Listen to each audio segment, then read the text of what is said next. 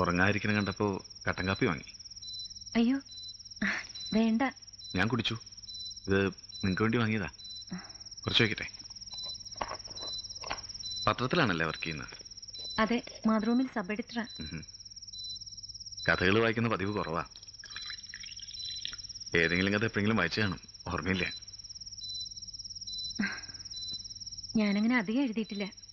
പക്ഷേ എഴുതിയതൊക്കെ മനോഹരാണെന്നറിയാം. ഇന്ന് വായിക്കണമെന്ന് കരുതി ആഴ്ചപ്പതിപ്പെടുത്ത് വെച്ചാ, പക്ഷെ അപ്പോഴേക്കും കോടതിയിൽ പോണ്ടി വന്നു. പിന്നെ തിരക്കുന്നതിൽ പറ്റിയില്ല. ആഴ്ചപ്പതിപ്പ് കോടതിയിൽ മറന്നു വയ്ക്കുകയും ചെയ്തു. ഇപ്പൊ ഇവിടെയൊക്കെ നോക്കി, കടകളൊക്കെ അടച്ചു. സാരമില്ല, ഞാൻ നാളെ എന്തായാലും വാങ്ങി വായിക്കും. ആളെ പരിചയപ്പെട്ടുകൊണ്ട് മാത്രമല്ല, കഥയുടെ പേരെനിക്ക് വലിയ ഇഷ്ടമായി, മേഘമൽഹാർ. ഹിന്ദുസ്ഥാനി സംഗീതത്തോട് അല്പം താല്പര്യമുള്ളതുകൊണ്ടാവും ചിലപ്പോ. കാപ്പി കുടിച്ചില്ല?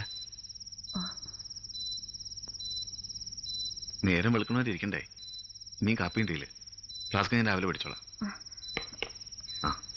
വായിക്കണമെങ്കിൽ ആഴ്ചപ്പതിപ്പ് എന്തേലുണ്ട്.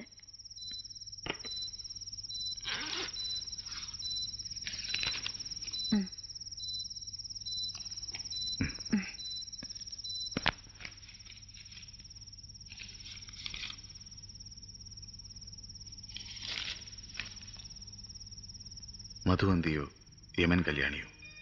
അതോ ഇല്ല, അതൊരിക്കലും മേഘമൽഹാറല്ല. ജനലിനോട് ചേർന്ന് കിടന്ന് ഒന്നുകൂടി കാതോർത്തു. ഇല്ല, ഇതൊന്നുമല്ല. പലതരം ശബ്ദങ്ങൾക്കിടയിൽ അവ്യക്തമായ ഇടയ്ക്കിടയ്ക്ക് വരുന്ന ദീനരോധനം പോലെ. ഈ നഗരത്തിലെ തന്റെ അവസാനത്തെ രാത്രിയാണ്. അയാൾ ഉറങ്ങിയിട്ടുണ്ടാവില്ല.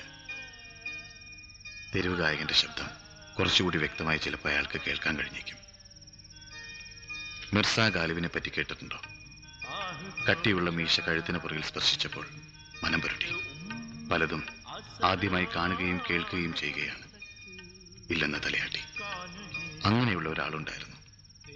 അദ്ദേഹം താമസിച്ച തെരുവായത്. തെരുവിൽ നിലാവ് തണുത്തു കിടന്നു. ഇപ്പോൾ ശബ്ദം കുറച്ച്